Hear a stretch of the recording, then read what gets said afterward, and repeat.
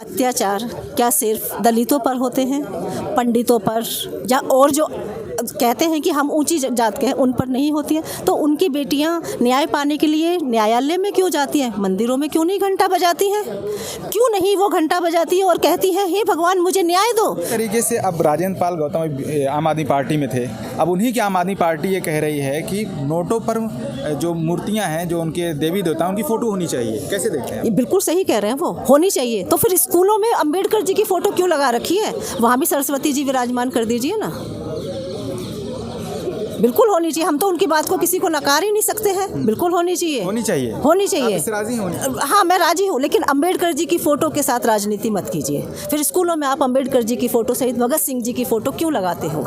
वहाँ पर फिर आप दुर्गा काली की या जो भी आपके प्रचंड रूप है उनकी फ़ोटो लगा दीजिए ना। क्यों? सिर्फ हमारा वोट इस्तेमाल करने के लिए? नोटों को जो आरबीआई का जो सबसे पहला वो था वो हमारे बाबा साहब लाए थे, तो उस नोट पर फोटो का हकदार असली अगर कोई है तो हमारे बाबा साहब है। ये तो कांग्रेस कह रही है। कांग्रेस कोई भी कहे या नहीं कहे, लेकिन हम ये बात कह रहे हैं कि संविधान को जब आप मानते हैं और ये देश धर्मनिरपेक्ष राष्ट्र है, ये कहने की ही बात नहीं, संविधान में ये बातें लिखी गई हैं। अगर हम इन्हीं लोगों की बातों पर जाएं तो सिर्फ यहाँ इन्हीं के जो चहेते हैं वही इस देश के अंदर नज़र आएंगे, और जो धर्मनिरपेक्षता की बात है वो तो वहाँ कोई नज़र ही नहीं आएगा फिर। लेकिन हम ये कहते हैं कि हम जो है बुद्ध के नियमों को फॉलो करते हैं, बाबा साहब को फॉलो करते हैं, संविधान के हम मानने वाले हैं, उसमें विश्वास रखने वाले हैं। तो हम जो है बाबा साहब की बातों को मानते हैं, और 22 प्रतिज्ञाएं जो थी वो बाबा साहब ने लिखी हुई हैं। जब आप बाबा साहब का संविधान मानते हैं तो 22 प्रतिज्ञाओं पे इतना आक्षेप, इतना विरोध क्यों? आप नहीं समझ रहे हैं इस बात को?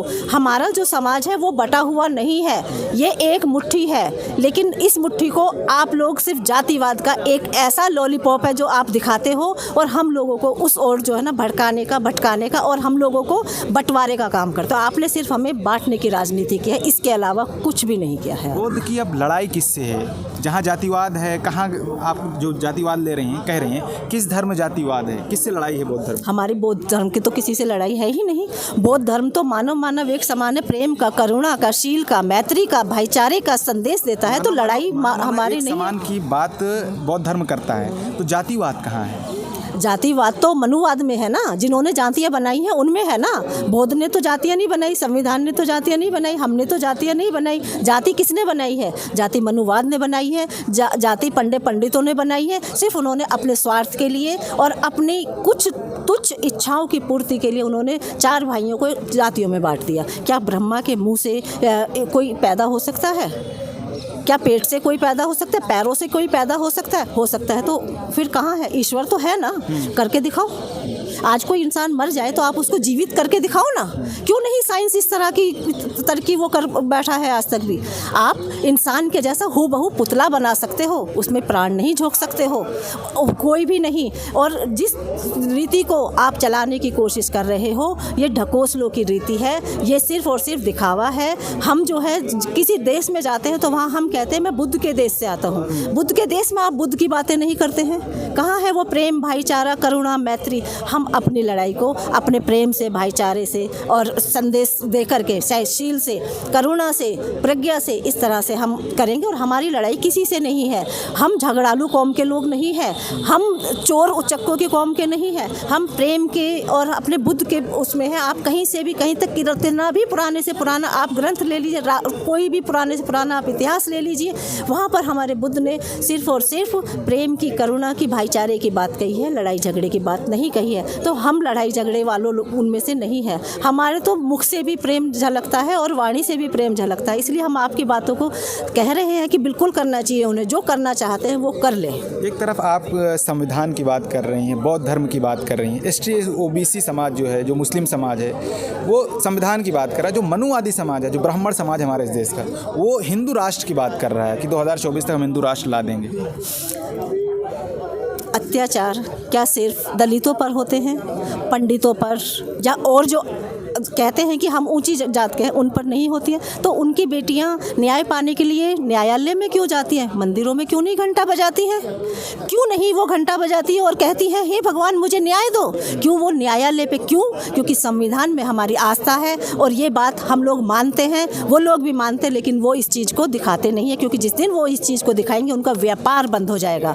उनकी जो व्यापार की राजनीति है कि भाई अब जैसे अभी बहुत सारे त्यौहार गए हैं, उसमें फ़ायदा किसको हुआ है? बनियों को और पंडितों को। अब तो व्यापार की राजनीति ये लोग करते हैं। व्यापार इनका मेन वो जो है इनका व्यापार ही है और कुछ नहीं है। कहीं से कहीं तक भी देखिए, कहीं कुछ भी नहीं है। हमारा संविधान पे विश्वास है और न्यायालय पे लास्ट जो है, कहते नहीं है घर घर किसी से लड़े देख मैं तुझे मैं देख लूँगा कोर्ट में तुझे। क्यों भाई? वो क्यों नहीं कहता मैं तुझे मंदिर में देख लूँगा, मैं तुझे मस्जिद में देख लूँगा, गिरजाघर में देख लूँगा, मैं तुझे कहीं भी देख लूँगा? क्यों न्यायालय? क्योंकि हमारी एक जो हमारा अंतिम विश्वास का वो है, वो सिर्फ न्यायालय है। हमें पता है वहाँ से हमें न्याय मिले। बिल्कुल, दलित समाज, SC ST OBC समाज बाबा साहब भीमराव अम्बेडकर को मानता है, उनको फॉलो करता है, लेकिन उसके बावजूद वहाँ जहाँ शिक्षा की बात हो रही है, बाबा साहब अम्बेडकर शिक्षा की बात करते हैं, स्वास्थ्य की बात करते हैं, अच्छे हेल्थ की बात करते हैं, वहाँ अब धर्म की बात हो रही है और उन्हीं के लोग, उन्हीं के मानने वाले इतने पीछे क्यों हैं, पिछड़े क्यों हैं? हम बौद्ध धर्म की बात करते हैं और हम बाबा साहब की बात करते हैं। धर्म हम जानते नहीं है क्या है और हम धर्म की राजनीति करते भी नहीं है। तो इसलिए धर्म के मानने वाले इतने पिछड़े क्यों हैं समाज में? कहाँ पिछड़े हैं? जापान को देखिए कितनी तरक्की की है, 2 बार उजड़ा वो। 1947 के बाद 2 बार उजड़ा और वो आज भारत उसमें है। भारत में क्यों? वहाँ जातियाँ नहीं है ना, और भारत में जातियाँ हैं। जहाँ जातियाँ होंगी बंटवारे की कहानी होगी, और जहाँ एक माँ अपने बच्चों में 4 में भेद करेगी तो वो घर तो कभी पनप ही नहीं सकता ना।